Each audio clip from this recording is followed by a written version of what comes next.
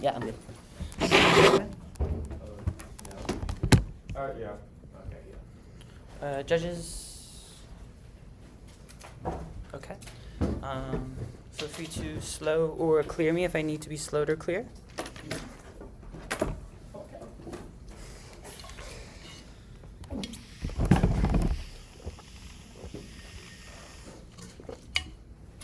Okay. Plan text: the United States federal government should send $10 billion to the Ministry of Home Affairs of the People's Republic of Bangladesh to the Rohingya nationalization. Solvency 1. The Rohingya crisis from Myanmar, genocide for ethnic expulsions led to massive refugees and spilling over to Bangladesh, but they can't integrate them right now to the Ministry of Home Affairs' exclusive authority over the citizen determinations, and they need capital incentive right now for naturalization. 3. Bangladesh wants to help, but they've appealed for the U.S. aid and the UN General Assembly to DACA to avert collapse. The U.S. keeps turning a blind eye to forward nationalization until it's two things. A, creates goodwill and capacity incentives for funds to be earmarked, which eases DACA's $1 billion annual camp burden to build reciprocity, and B, it creates a path of direct naturalization through the aid and at least a legal process which becomes easier to integrate them. The first advantage is the Rohingya. The uniqueness: 1.1 million Rohingya refugees are in Bangladesh, and the status quo. A, conditions are really bad as they live in subpar baboon and tarpaulin homes that are degraded soil that get regularly displaced in monsoons and storms. B, the region's water resources are under massive strain. Population is super concentrated. Both host and refugee communities are experiencing water scarcity, and camps on groundwater aquifers are cooked. C, thus Harvard finds that children in this camp are highly susceptible to epidemics. The second argument is discrimination. The government of Bangladesh has only allowed for informal schooling in camps until recently. People are routinely excluded in formalized education. B, current policy is exclusively repatriation. This leads to Bangladesh threats in the crisis, a temporary issue that intentionally stops them from long-term solutions to the problem and prevent humanitarian relief inflows. The C argument is that repatriations are extremely bad, as there's literally a genocide going on, and there's juntas still in power, meaning that everybody in Bangladesh has back will probably die. The links. The first argument is that the plan passes and ends up leading to naturalization, which means that people in Bangladesh become citizens. 2, this means that Bangladesh moves them out of camps. Aid is earmarked, which means that they have incentives because the U.S. is funding them to do so. This carries an assurance of future aid if Bangladesh complies. The third argument is that Bangladesh shifts its policy from repatriation to giving them aid. The Bangladesh social programs are excellent for not lacking cash. As coverage has doubled since 2005. Only 6% are less than the international poverty line. To be, they get tons of aid. They get 200 million people from the World Bank and from their national social protection system, so their aid budgets are increasing. And C, Bangladesh now allows for external aid to benefit their Rohingya settlement because now it saves money from them instead of being contrary to their interest. The interlinks. The first argument is pandemics. We say that pandemics are coming soon. It's more likely to happen in Bangladesh than ever because of their location to the equator. We say that this is likely to lead to extinction from increased from increased lethality happening from higher incubation periods. This happens specifically because of the arguments that we read in the uniqueness. We also say the next pandemic is going to cause extinction. The second argument is human rights. Human rights are going to be unique for the Rohingya, given the fact that if they get sent back to Myanmar, then it literally almost guarantees death. We also say that human rights are being stripped of value to life, which means it needs to be outweighing every other impact. You need to be prioritizing it. The next advantage is China, India and India. Uniqueness: 1 is a crisis of the Rohingya, or a crisis unresolved with escalating tensions. You can cross by the uniqueness on advantage 1A. They're spilling over to Bangladesh and India. Look how the thin part of Bangladesh is between Myanmar and India. They have no rations / healthcare and funding cuts in the bizarre camps, which is why they're attempting deadly sea escapes. B, China is doubling down on the Myanmar support, like how Beijing continues to shielding the not diplomatic in the UN via debt leverage, blocking repatriation, blocking Indian retaliation for the Arakan army gains. The C argument is that India is about to lash out as New Delhi views refugee spillover from Bangladesh as Myanmar as Chinese corridors as existential threats with no U.S. intervention to date, even though they have asked the U.S. to help them, which increases the risk of border clashes or prosecute escalations in the Bay of Bengal. The second argument is that China and India tensions are on the brink. A, China is perceptually encircling India right now. Beijing created a trilateral dialogue with Pakistan and Afghanistan in June with, as well as Bangladesh as well. The B argument is that Ladakh clashes always exist, which means the tensions are inevitably always going to be on the brink. The C argument is that Bangladesh is uniquely key as China's buildup of new drone factory in Bangladesh on the border of India, which India expresses as existential threat to them, and China has also sold JF-17 jets with drones. With the C, the third argument is that the brink is now A. Bangladesh has recently held elections a few weeks ago, and the BNP won significantly, and China responded by congratulating them on smoothly successful polls and writing new chapters expressing support for BNP winning. This increased relations between China and India will inevitably lash out, and the B arguments that conflict is emerging on Afghanistan Pakistan border, meaning that any aggression from the east would cause panic because India would want to first strike because it would want to prevent a war on two fronts. The links: the first argument is the refugees. The plan perceptually solves and literally solves all the refugee crisis. A, perceptually solves refugees. C, that there's a clear endorsed path through the Myanmar and stop spilling over to India, which solves. And B, the U.S. sees this investment in the area as somewhere they need to protect, which India lash out would hurt, which means it would spark conflict and it would end up deterring India. The second argument is the influence of plans to signal the U.S. is willing to become invested in Bangladesh politics, which has a potential to spill over for economic and military aid. This can directly trade off with Chinese influence, meaning that China has less power in the region. And the third argument is the elections plan means that over 1 million Rohingya are going to be able to vote. This directly hurts the ability for BNP to win elections because they do not like the BNP in the future and limits the ability for them to have super majorities. This is the key is the BNP's ability to cause aggression and become the foothold for China. Why India views China as a threat from the east in the first place. The interlinks. The first argument is first strike. First strike is always going to be inevitable. If you have a conflict happening in Afghanistan, you can expend all the rank arguments, which we need to be preventing India's first strike. But India's first strike inevitably causes war happening from China conventionally, and also creates high escalation because there's a lot of tension happening on the Ladakh region because both countries are claiming it, which means a miscalculation is always going to be inevitable. We're also looking at say arms race increases the chance of war by 331%, which means you're inevitably going to see it happen nuclear ability because they're both nuclear powers. We say nuclear war causes being lifted in the atmosphere and climate sun. The second house clogging as China Myanmar economic corridors clogged if refugees go to India, which means that India won't be able to trade. This is key to the India economy. Absent that, you see India recession happening, which sees significant amount of poverty, and also sees India lashing out, which is another link to the war, and also poverty is like structurally bad. Final advantage is Myanmar.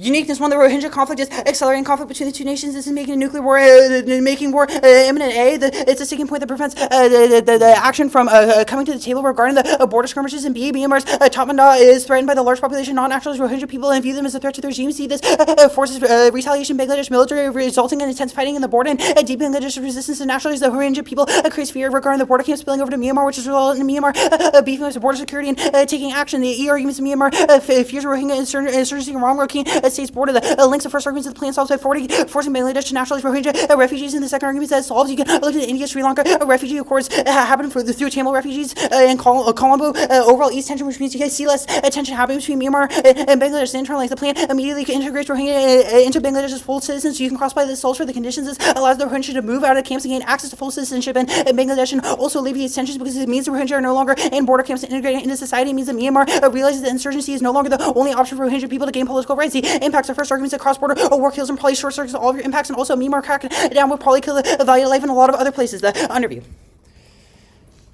The role of the balance vote for the best policy option. The role of the balance vote for the best policy option. The first argument is that materialism from first states a prerequisite because you cannot practice your theory without materialism. The B argument is you can view through the impacts. All arguments or questions of which methodologies or ideologies are true insofar as the K all is imagined back that's justified by the impacts, the way the impacts the Africans, the impacts of the K in order to figure out which impacts are better. The C argument is key to educational spellbuzz. You need material focus despite postmodernism developing in the academy in France in the 60s. Society didn't care until the May 68 movement, which is a material movement. The second argument is fairness. The negative gets contextualized everything to the one you see we have to shoot in the dark, which so it's more unfair for the former. The third argument is we have good ace around strategies understanding the internal workings of states, keeping around state balance. The B argument is right-wing takeover. The NDCPIM was a major election-winning party governing West Bengal, but the second we went underground, they were labeled as terrorists and led to BJP control. The C argument is particularism. See if the state is bad, still important to achieve good action. Look how we were able to heal up the ozone layer.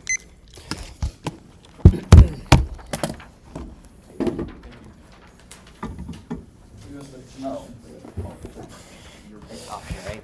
It's option. Loki would have got you on that. Option. It's option. Yeah. Supposed to be a policy option.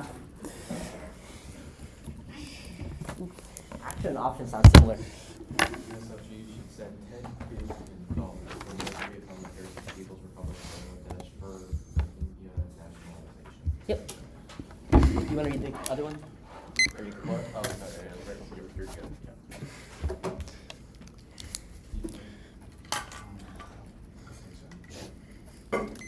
Can I get the warrant on first strike being inevitable, internal link 1 to add 2? We say first strike is going to be inevitable because of the two Brink arguments. Tensions are increasing with China and India.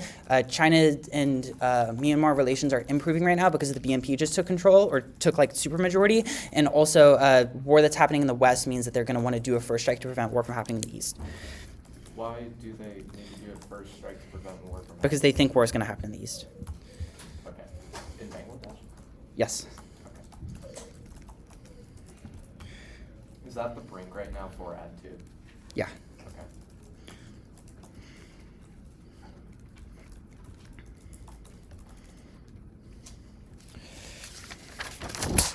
What does the plan do for add 1 again? A couple different things. We say that firstly, it becomes citizens. Secondly, they move them out of camps because it's earmarked. And thirdly, Bangladesh shifts the policy from repatriation to giving them aid. Okay.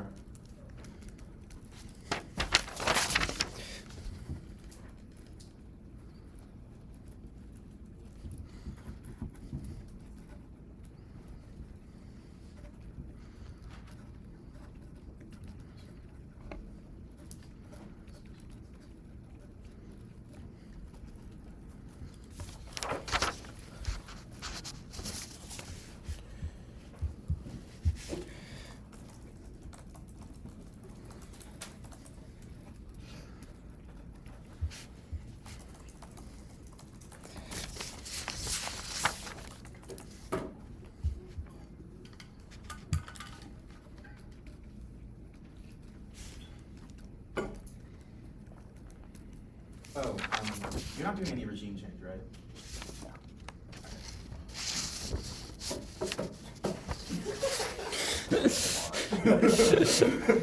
Don't worry about that. Okay, it's going to be 3 off. Wait, say? 3 off.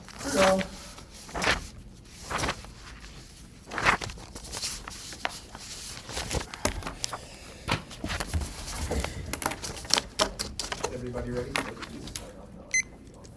Yeah, it's gonna be 3 off, under view, half in order. After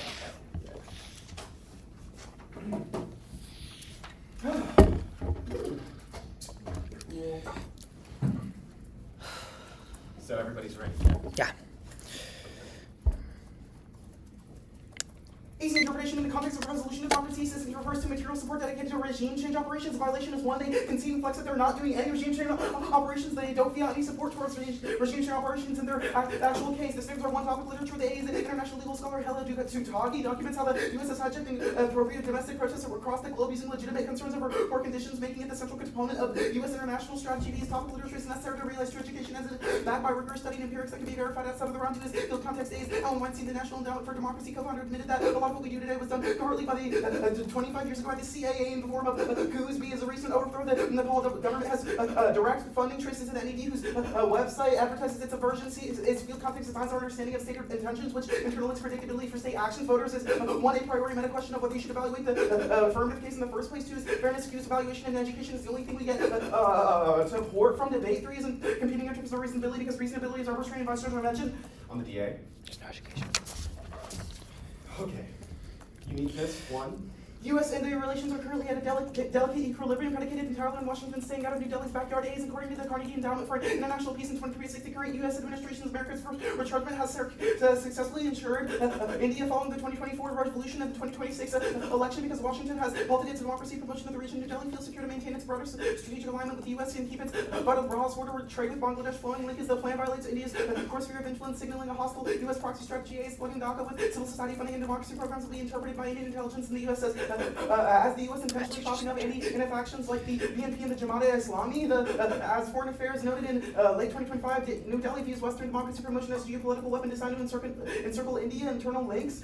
India will retaliate through a dual-track escalation, freezing U.S. defense ties and economically strangling Bangladesh. A's analysts at the Observer Research Foundation in February 2026 outlined that New Delhi's playbook against Western encroachment is immediate and severe. On the diplomatic front, India will retaliate against Washington by suspending intelligence sharing, canceling joint naval drills, and freezing its participation in the Quad Alliance. On the regional front, India will weaponize its geographic dominance over Bangladesh, imposing border closures, halting vital food and electricity exports, and initiating a trade war. And impact is Indo-Pacific War, A. The Center for Strategic and International Studies confirms that India is the indispensable anchor of the U.S. deterrence in the Indo-Pacific. Without Indian basing agreements and maritime cooperation, the U.S. military cannot effectively counter the Chinese naval expansion. The collapse of the U.S.-India defense partnership invites an immediate Chinese blockade of Taiwan and a great power nuclear war. To impact 2 is South Asian poverty crisis. The A is, according to the World Bank's 2025 South Asia economic focus, the economic integration of Eastern India and Bangladesh is the only firewall preventing regional destitution. India's retaliatory broader closure and trade blockades instantly collapse Bangladesh's export sector and halt essential food and energy imports. This triggers hyperinflation, mass employment, and acute food insecurity, plunging tens of millions of people across into poverty and starvation. Okay, cool. Also, nuclear war. We're going to say this always escalates into is always going to escalate into extinction, because nuclear war causes nuclear winter, which necessarily causes famine. Global famine. Cool. Go on to the next stop. The role of the ballot is to vote for the team with the best theoretical lexicon for understanding black suffering. A is understanding comes prior to acting. If we can't understand the nature or construction of black suffering, then we have no way to learn how to survive it. B is if we demonstrate how that the PNC rhetoric generates a series of contradictions when it approaches the problem of blackness via links, that is sufficient reason to reject them and comes before the solvency. 2 is only the language of ontology expresses sufficient grammar to understand blackness. A is knowing what is and can be is a prior question to knowing what is and can be good. B is materialism can explain how the end of chattel slavery didn't end the structural antagonism but reconfigured it into Jim Crow and prison slavery. 3 is blackness is stabilizing antagonism through which the world comes to know itself. A is the middle passage was metaphysical annihilation, which systematically dismantled African identities to create a new category of being. B is this was not a conflict over resources of power, it was the creation of a structural relation to human endowed with rights and reason of the slave object as an instrument for another's will. Sees the fundamental nature of this relation is unchanged, proving the static nature of time from plantation to prison industrial complex. The story is told only of mutated image, not essence. Links 1, it's the affirmative engages in the arc of redemption, positing that particular bodies that are demarcated with brown flesh are able to be access solvent methods to avoid violence and suffering, which necessarily posits the white civil society as being able to engage in the structures of like solving like problems of people demarcated with blackfash, which necessarily masks the fundamental antagonism and creates the fundamental violence of white civil society to its linear time. They engage in a causal solvent mechanism, which necessarily posits time as being linear, which is always ignoring the static nature of time, which is proved by the nature of social death as being unchanged, which additionally masks the white civil society's structural antagonism. The third is the top forces me into hallucinatory whitening, as it posits me as the U.S. federal or what? No. The topic forces Arjun into a hallucinatory whitening, as it forces him to posit himself as the U.S. federal government is Bangladesh is essentially an object that is without reason and needs assistance from the human to resolve the harms it faces in the status quo, the impact. 1. Social death means ontological annihilation of blackness as such as the modern world. The metaphysical reduction of blackness to non-being. This relation is irreconcilable and unchanged. Foreclosing any redress to the political ace. The core simple destiny is objective vertigo as structural disorientation, distinct from the contingent subjective vertigo of human violence and suffering. For the human violence disrupts a stable existence. For the black body existence itself constituted by disorientation as violence and suffering constituted non-existence of blackness. The advocacy is thus a laborious praxis of wake work to truly live in our internally unfolding death. Solvency. 1. Wake work is key to survival aid. Wake work is the only survival strategy that teaches us how to live a social life and social death. For the socially dead, there are two outs: either escape social death by burning it down, or disregard the desire for structural change entirely. Instead, learning that there can be a meaningful life lived in social death. The learning process is wake work. 2. This one is an insatiation of wake work. 8. Sees the power posed question, creating a pocket away from white society within the white civility of debate, letting me feel a meaning previously barred to me by virtue of my blackness. An act ballot is an attempt to close the pocket, reinstating the violence of white civil society against which we are momentarily defended. The ballot thus becomes a historical witness of the rupture, a signal to the many black bodies in the space that there's a life worth living, even social death. This makes the ballot an up-down vote on whether or not black life is worth living in the first place. Competition 1. The term uses blackness as a principal token by which the affirmative can absorb the problem of social death and use it for the personal gain of winning the round. It is thus an active attempt to mobilize any black violence for personal gain. The term results in an AF ballot, which necessarily closes the pocket outside white civil society that we have created. And then A, the term defocalizes wake work, preventing other black bodies in the space from accessing it. Okay, cool. Now I'm going to the first advantage. 1, there's absolutely no war on the first internal link. For extinction, they just say pandemics are inevitable because Bangladesh is close to the equator. This is not a warrant. If anything, this means that we'd already see pandemics exploding into a bunch of countries on the equator, but we don't. And this is also not an argument for a pandemic's actual inevitability. Second, it doesn't matter if they solve for Bangladesh because there are numerous other countries in that region which are equally susceptible to pandemics. For example, Myanmar, which they're not necessarily able to solve for, or Nepal, which necessarily means that there's it's still going to spread across that region, which necessarily means there's still a starting point for the pandemic to spread. But next is the refugees will not be sent back because Bangladesh has empirically been against us. They're in a wait-and-see position right now, and if they already have experienced the amount of pressure and haven't sent them back, they won't now. On the second advantage. First thing that I want to say on the second advantage is you can just extend their internal link, which says that first strike miscalc is always inevitable. Hold them in the text here. This necessarily means that there's no offense generated off of first strike because it happens independently of whether they pass the affirmative. And then also there's no break because China's not going to strike in the east to prevent the war in the east. They don't want to risk escalation, which means no strikes happen. This is empirically proven with all of the risks of war in the east. And China not making strikes, they have taken on a defensive stance of defending the homeland anyway. This means there's no one on the internal links. And on Ad 3, Bangladesh is looking to resolve this in the status quo. They don't want to keep funding it, but they refuse to send them back. So it is their best interest to integrate them in the status quo. And we're also going to say, don't let them weigh the affirmative against the negative, because in order for them to actually know which is better, they have to beat the framework to prove that their impact is even relevant on the level of decay, which necessarily means there's no reason to do that. Cool. Yeah. Text.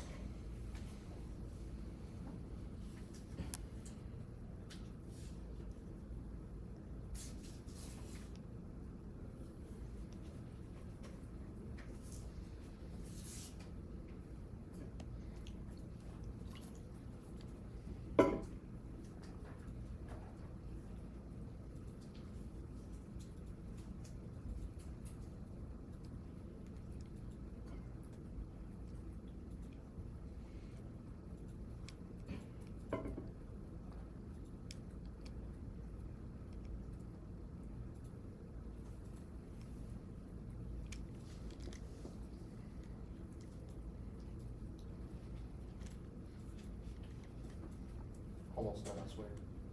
You're good.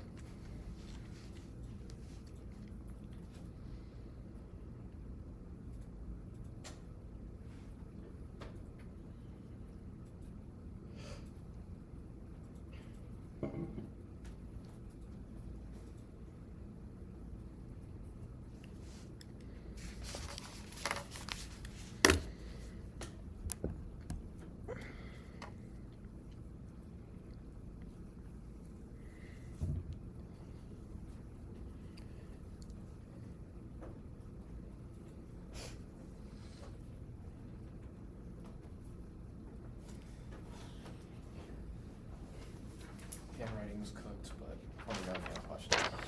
Okay. In the context of the resolution, democracy assistance refers to material support dedicated to regime change operations. Roll of the ballot is to vote for the team with the best theoretical lexicon for understanding black suffering, and the alternative is a laborious praxis of wake work to truly live in our eternally unfolding death. I think that's good. Yeah. 2 minutes? Yeah. What's this argument on Ad 2 about defending the homeland?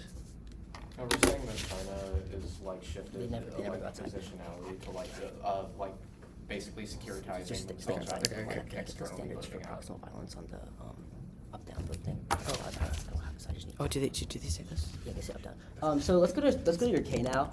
Or actually, let's go before then. Let's go to your. Actually, let's start with the K. What is this turning the ballot to an up-down thing?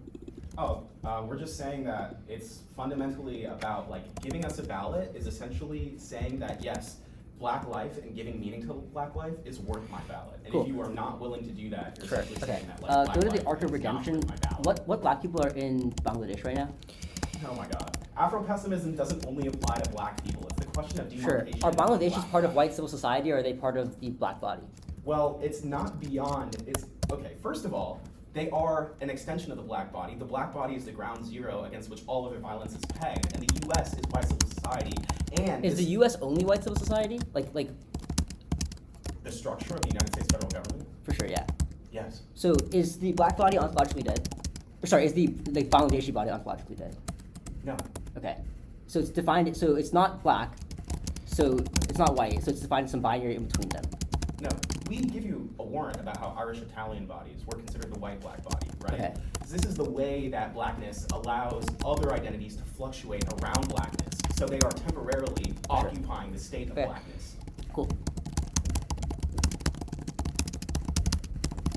Who is the topic literature? Like, who do you cite as your 1 point on your intro Oh, yeah. of topic literature? We cite international legal scholar Helga Dutagi. Who is this? This is a person who's an international legal scholar. Why are they qualified to talk about what qualifications do they have to give this They definition? spoke for like the UN. They've like been doing big shit. Cool. Okay.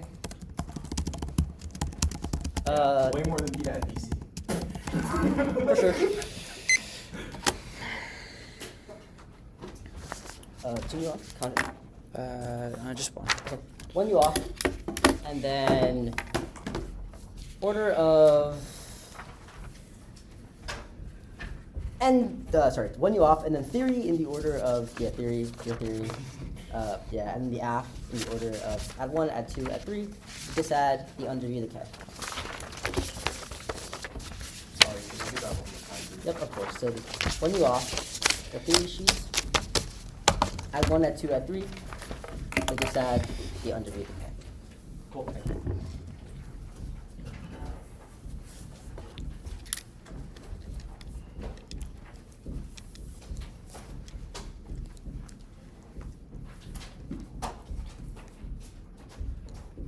Everyone good?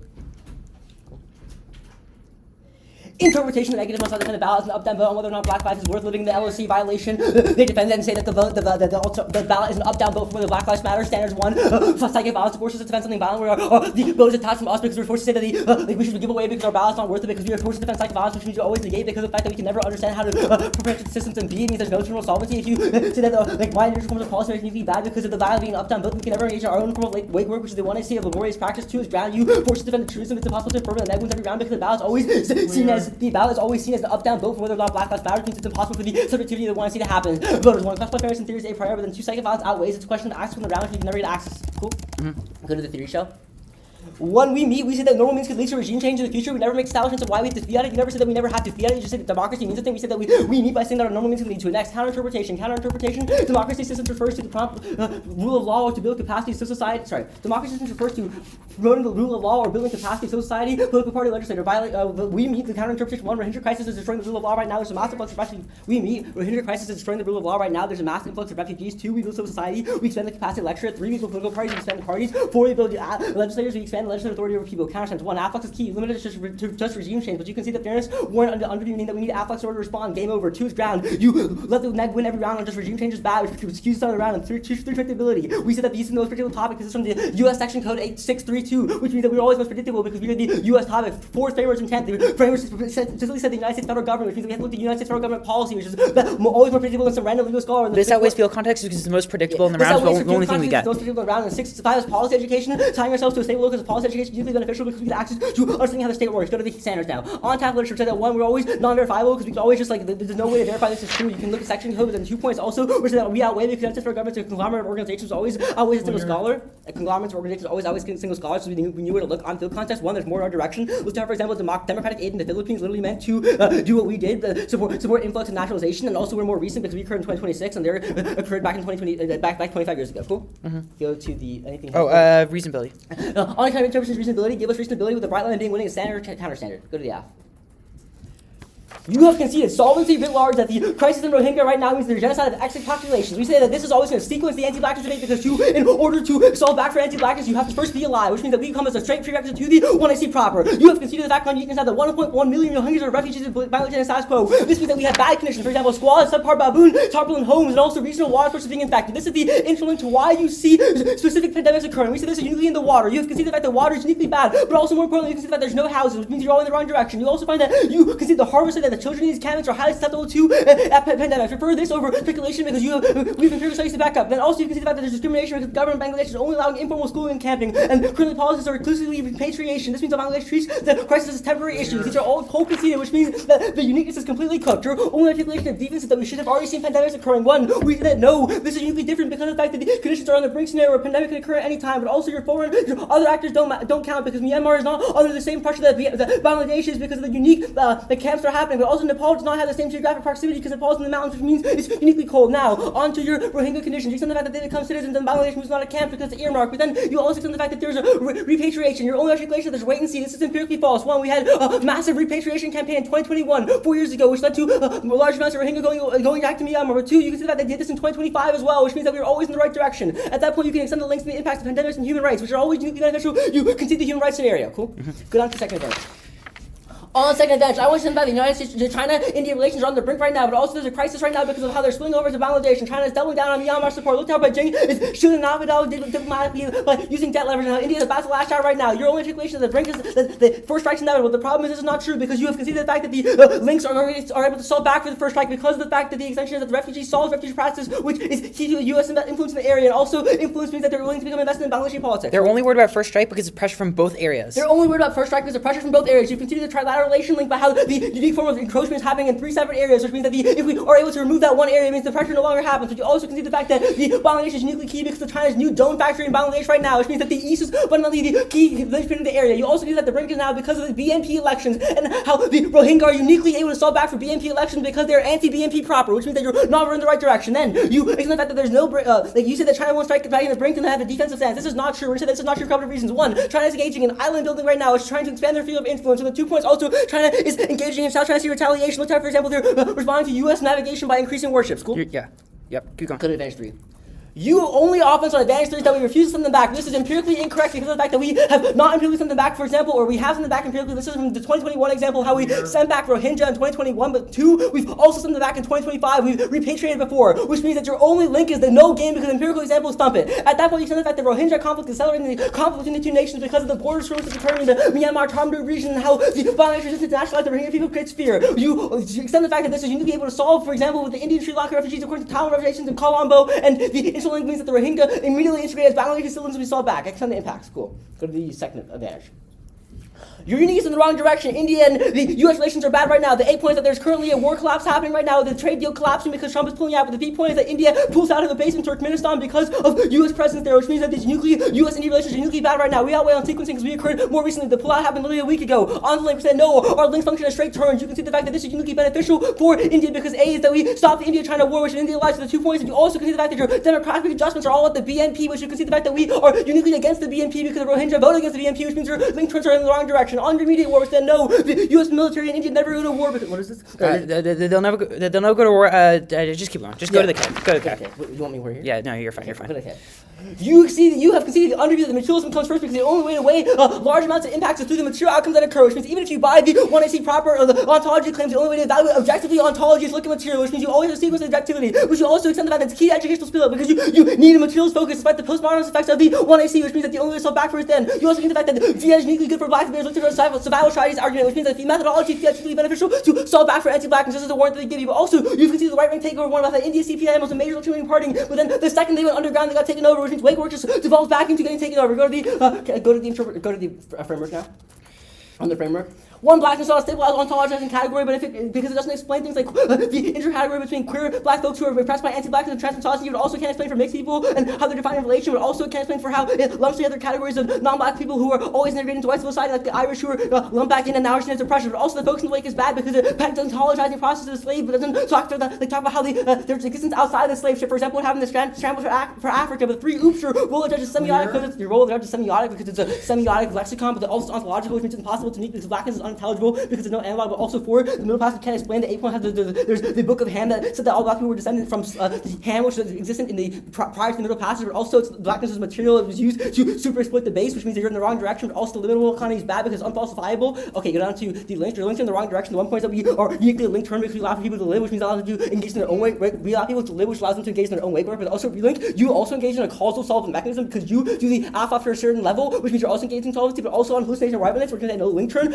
Engaging in policy making is my internal form of wake work, and that's going to give us the perm because this is like my internal remaining life. But also it's an IBI because you claim that I'm not able to engage in policy making, which destroys the ability of black people to engage in policy. For example, like the Chicago South Mayor on the alternative, one perm do both, perm do the F and the negative, and then perm do the F as an infant of my wake work. But also know it's bad because it creates a metaphorization, which is usually bad because it's co-opted by the state. Cool. Mm-hmm. 1 second.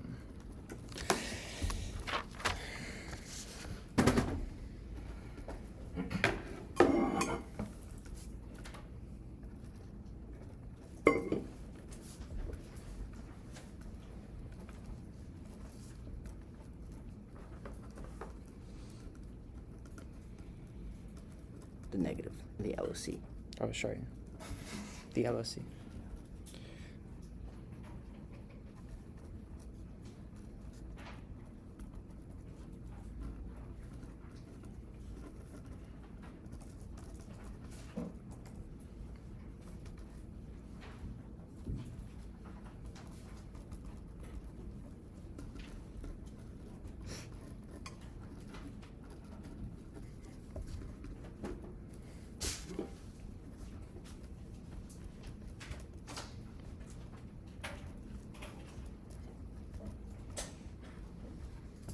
Let's promote. Great. Yeah.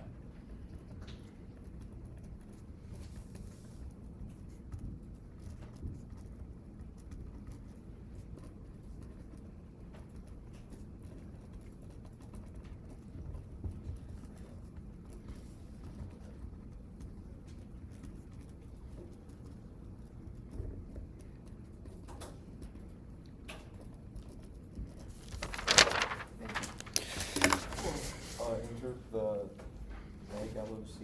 Oh, the negative. Oh, okay, sorry. The negative may not derive. Oh, sorry. Defend that the ballot is an up-down vote on whether or not Black life is worth living in the LOC.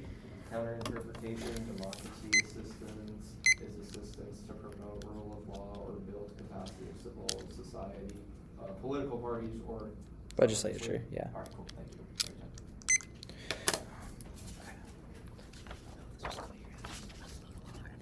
Yeah, on the K. You went a little fast.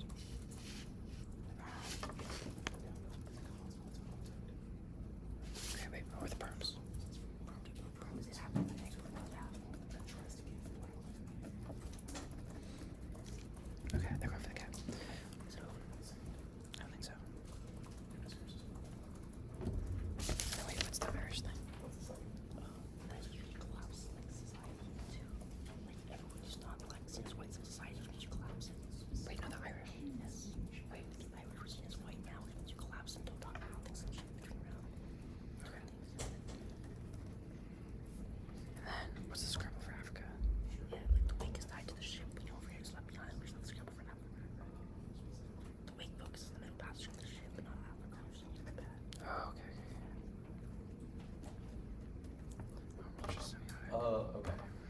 brief overview, the LOC key, then the new sheet from the MD, then the affirmative, and then the criticism. Yeah, that makes sense, I think.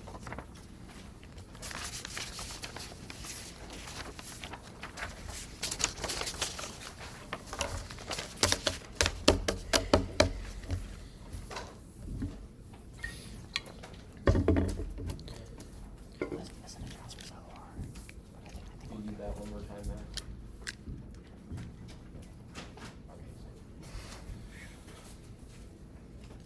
Alright, we all good? Yep.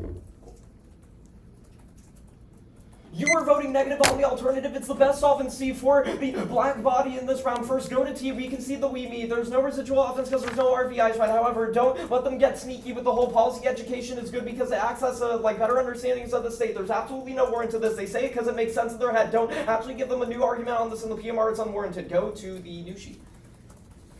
The first argument is this is a fat relink onto the K because of the fact that your interpretation literally precludes us from being able to run an alternative about giving the black life meaning. This is going to be incredibly harmful and probably supercharges all the impacts on the K. This is especially important because we're going to say that the up-down vote nature of it is simply a product of us reading this advocacy in the first place.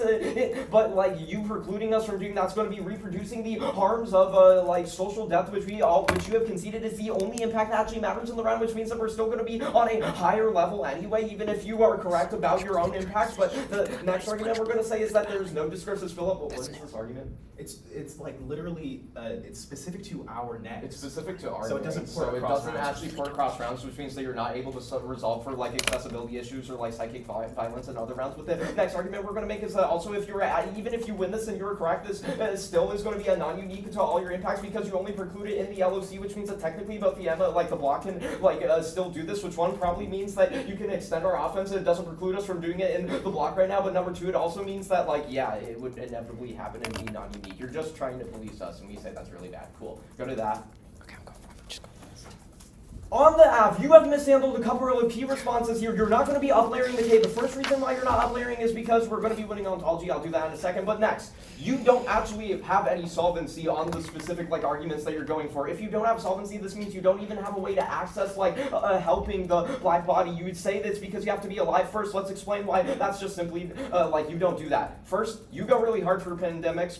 You say that we mishandle it. I have no idea what you're talking about, but you say that your warrant on pandemics is literal dog doo-doo. You literally just stand up there and say that pandemics are inevitable because Bangladesh is close to the equator. Hold them to the text. That's what they say in the PMC. That makes absolutely no sense. This is not a warrant. We literally say that you would have already seen it in countries literally on the equator. They also don't actually have a brink. They just say, oh, it's really likely right now. That's super evil. That has nothing to do with the actual reason why you were to believe that a pandemic actually happened. So let them get away with this. That means they're not up-layering because they're not saving based on pandemics, but then on ad 2, they're going for saving because there's going to be a war, but you have conceded, you only respond to how the China being defensive isn't a thing, but you have conceded the analysis that we read that says that China, who does not want to escalate it because we both agree they want to prevent war, means they're not going to strike because they don't want to risk the escalation from occurring, which means they're not saving lives from ad 2 because China would never do that. And the reason why you're not saving lives in ad 3 is because you just say, oh, it's not true. They did it in 2021 and 2025. This is absolutely not true. The literal reason why you even see the border camps right now in the status quo is because they do not want to send them back. You can extend our analysis on how they don't want to because Myanmar is a violent place right now to be. This is why they keep funding these camps in the first place. Don't let them get away with something that you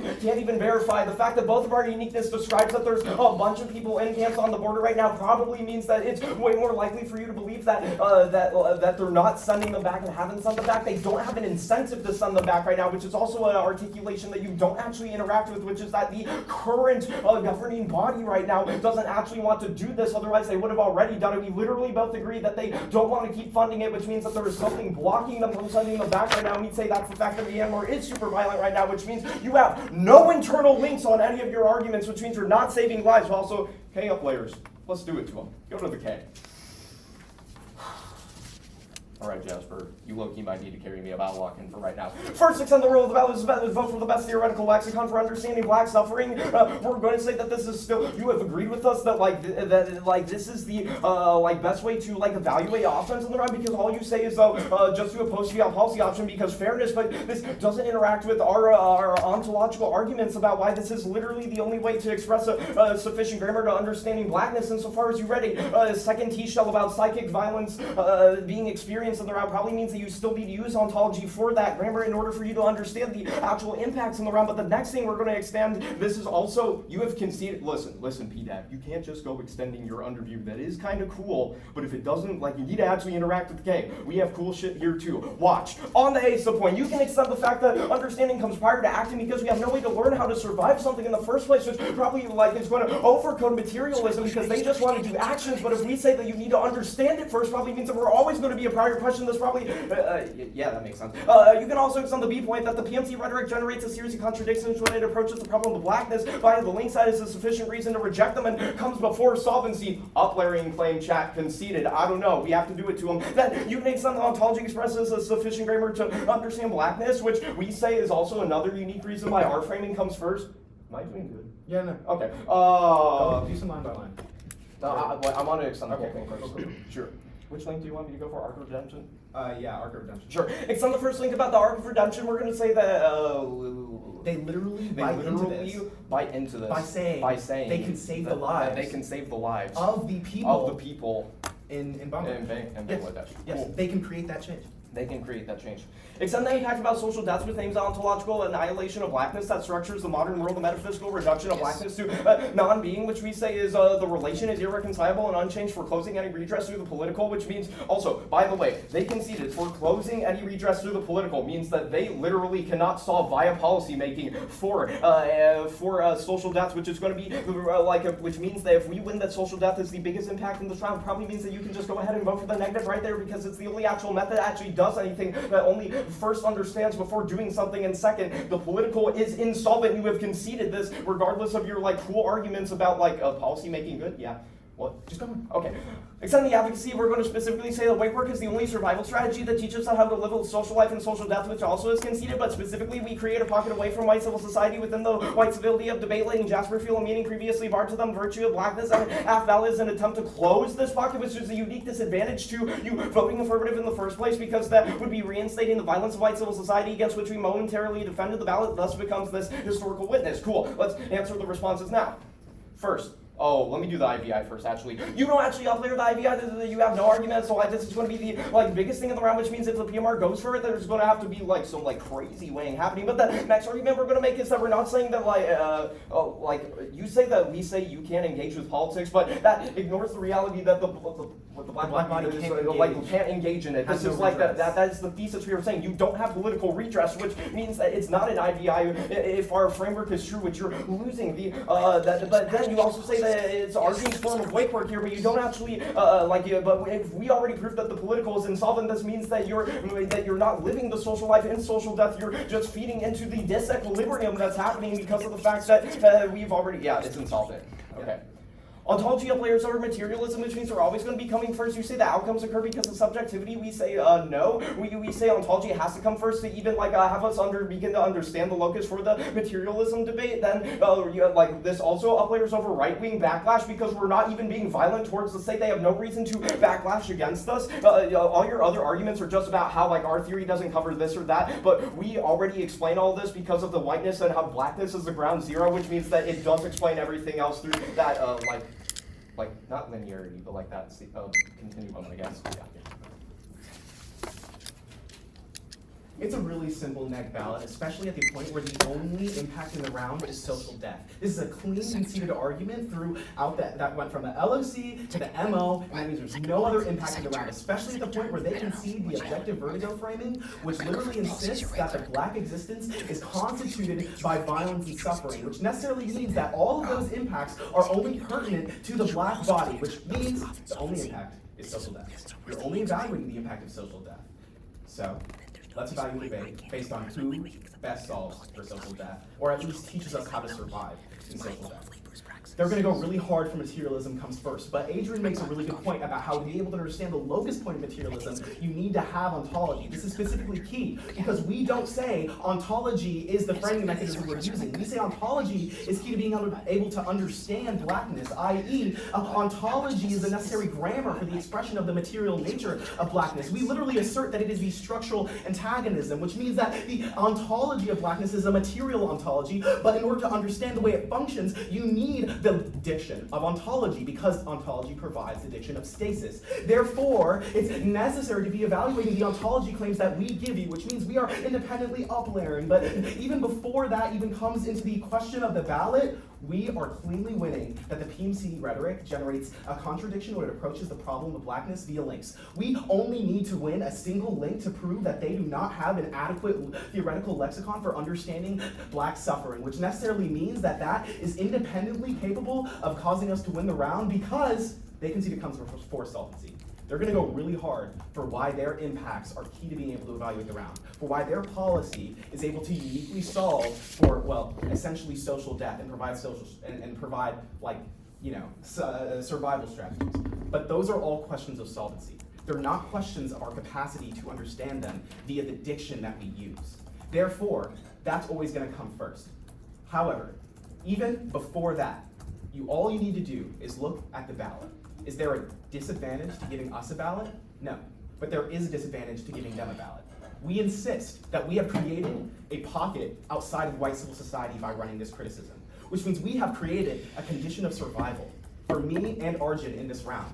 And they concede that giving the affirmative a ballot is independently an attempt to close that pocket, which reinstantiates the violence of white civil society that is not reinstantiated if you give us the ballot. This is a clean concession, and it's on a pre-fiat level, i.e., before any of this debate happens and any of this simulated solvency and impact level happens, there's a clean question of if your ballot causes violence. The answer is, if you vote for us, no. If you vote for them, yes. Therefore, don't vote for them.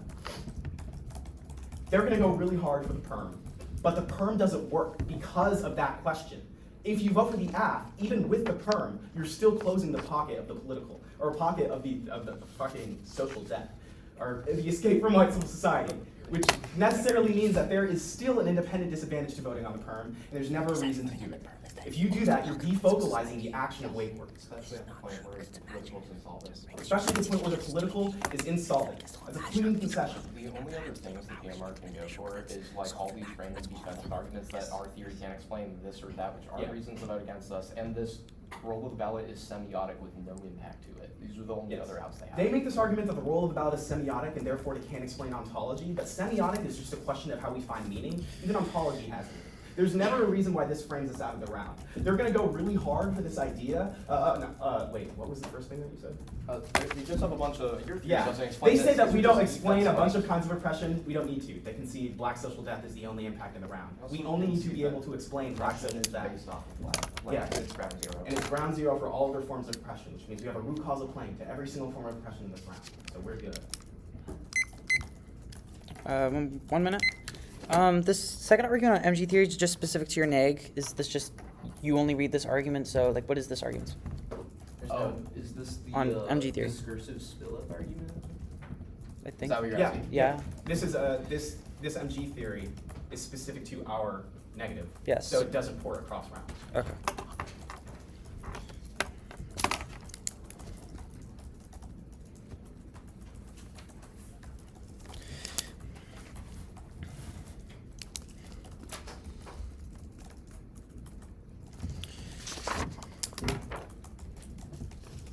I still got some time, but the order is going to be MG theory, the alts, or the links to the alt, and then the framework.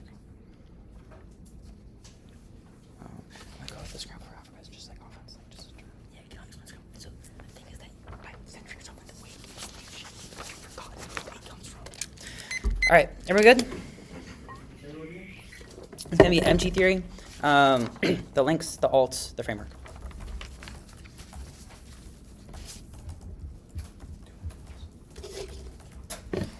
Everybody good?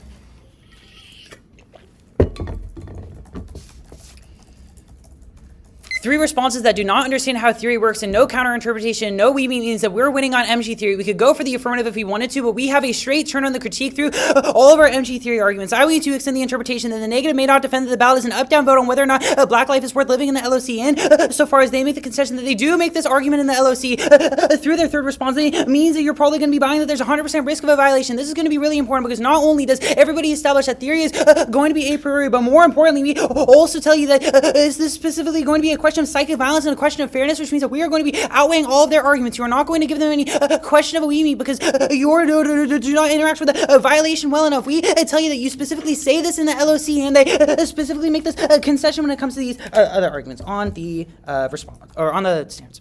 The first argument that we're going to be going for is this issue of psychic violence. You are specifically forcing us to defend something violent, i.e. it's an up-down vote, or whether or not black life is worth living in the LOC. We literally need to make the argument that black life is not worth living in the LOC, which is not only going to be violent for us to defend, but also violent for you as well. You also made the concession this is going to be a prerequisite because psychic violence is always going to be outweighing all of your arguments because it's a question of whether we get access to the round. If the round is always going to be psychologically violent, then that means that we aren't able to engage in the debate space in the first place. That's going to be really important because that means that we cannot engage with your critique, and it's a straight turn on your critique, and it's going to be outweighing all of your arguments. We're also going to say this is a more proximal argument than any of your specific arguments because even though your alternative solves things on the fiat level, is a question of whether we get access to the debate space in the first place, which is going to be a prior question to your critique. But more importantly, our ground steer is even better. We tell you this is literally a truism. It is impossible to negate this argument because yes, black life is obviously worth living. That's going to be really important because this, you make the concession this, it's a link of 100% fairness, which means we cannot interact with any of your arguments, which means that you're going to be voting for this on a question of fairness because it's excuse evaluation of the critique, and you're always going to be up-layering MG theory above. That's going to be really important because you can see that theory is a priori. All we have to do is respond to these standards.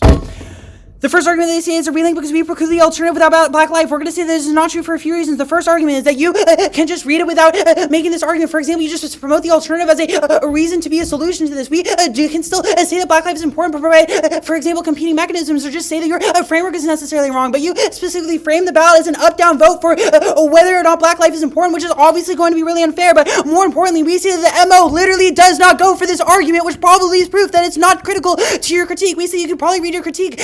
You could probably, it's very possible for you to read the critique by just reading your alternative and not reading the specific argument. People do this all the time. We read anti-blackness, we do this as well. But more importantly, we say that we're also always going to be winning on the relink level. We'll get to that on the links. The next argument, they say it's specific to their negative. Yes, that's how interpretations work. We're just reading this so you aren't going to be able to read it again, so it creates solvency for you. But more importantly, we say if anybody reads this argument, this is how competing interpretations works. If we read this interpretation, we just proving that it's not a good instance for this to happen, which means that even if it's specific to your negative, sure, because it's a specific thing you do, we say it's a bad thing. This argument does not make sense. The final argument they say is non-unique because the MO could read this. Yeah, and we would have read theory on you in the MO. We're also going to be saying that if you read this in the MO, it's always going to be uniquely better for fairness because we get the access to things like golden turns. No counter-interpretation, risk of violation. We also say there's no counter-interpretation, and a risk of a violation means you're just going to be voting on interpretation because they don't have a world that they can defend, which means you're always going to be voting on this question of MG theory because they don't have a piece of offense that they're actually defending when it comes to this issue of competing interpretations, which means even if you evaluate the debate under reasonability, it doesn't matter because there's no offense that they justify, which means that you're just going to be voting for a risk of the interpretation on the CAC. On the links, we're going to be going for a few arguments. Even if you don't want to vote for MG theory, you're just going to be voting for terms in the K. The first argument that we're going to be going for is the term. We say the policy is unique, the origins wake work, and this is the IBI. They just say there's no uplayering, but we're going to specifically go for it as a turn of the critique. We say that Arjun affirming and extending, and we're extending the affirmative means that you're always going to be voting on the issue of Arjun doing his own wake work, which is probably going to be a reason why you give access to the permutation. They just say that the black body cannot engage in policy, but you make a concession that's just a question of imagination. Insofar as imagination, the imagination of the plan probably means that it's possible to just have the ability to have critical utopianism, which is an instance of wake work. You say that policy doesn't solve, but this makes zero sense in the context of wake work because it's laborious praxis inside of the system, which means that this argument about things closing the pocket or this distance to the permutation does not work because you're specifically an imagination, which means imagination doesn't necessarily get out of any of this. At that point, I want you to extend the argument of yeah. The argument that we're an imagination is like new, not true, but like it's new. So this is not true, given the turn that Arjun Reed specifically talks about. The imagination of policy is his instance of wake work. But we're saying your prescription to us. Yeah, no, that's cool. Imagination. It's a panel. I'm sure it's under consideration. Yeah. It's a panel. Yeah. Yeah. At that point, when you extend the argumentation for permutation to the affirmative and permutation to both, they don't read any arguments about this except this issue of closing the pocket. But we would say that given the fact that we have a turn, it's probably a good instance of rake work. The next argument that we're going to go for is two terminal defense claims that are completely what? Yeah. Oh, the final argument the next argument that we're going for is the relink. We say that you're doing things like doing predictions of futurity. Is given that you have solvency, this is going to be really important. That given that you literally just read solvency for the affirmative, you read these arguments about futurity means that you're probably going to be relinking to this argument. We're going to say that relinks are worse than links because murder is worse than manslaughter. And insofar as that is true, that's probably going to be it's a weighing argument. Thanks for the preamp, right? Yeah. Relinks worse than links probably should be in the MG. We can weigh links. It's weighing. Yeah. I'm sure it's under consideration. That's going to be really important because that means that if you're doing things like futurity, this is an argument that's completely conceded, which means that we outweigh on 100% strength of link. These two link turns are going to be a lot more important than their links, and probably a reason why A, their permutation can happen because they're linking into their own argument, or B, that they are non-solvent at all because they're also linking into it. Insofar as that is true, we are voting for offense on the alternative. The only thing that can actually happen is through the world of the permutation. Boom, okay. Good round. Good round. Can I get a hug? Yeah. Good